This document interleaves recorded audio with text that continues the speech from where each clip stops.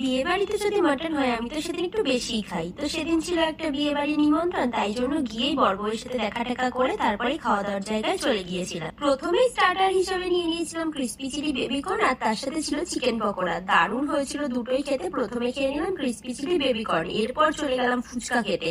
তারপরে দেখো বাবাও খাচ্ছে এদিকে চিকেন পকোড়া, তার সাথে গলা ভেজানোর জন্য চলে গিয়েছিলাম মকটেল খেতে। আর মকটেল কাউন্টার দেখলেই আমার লোভ লাগছিল, কারণ গরম পড়ে গেছে না।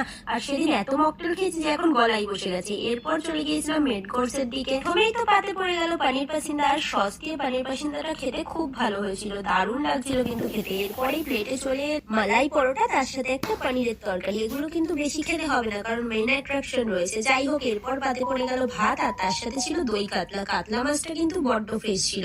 ওয়েট, এবার আসছে মেইন অ্যাট্রাকশন, যেটা ছিল পোলাও আর তার সাথে মাটন কষা। তো আমার মতো কে কে মাটন লাভার রয়েছে অবশ্যই কমেন্টে জানিও। আর মাটনের এই তেল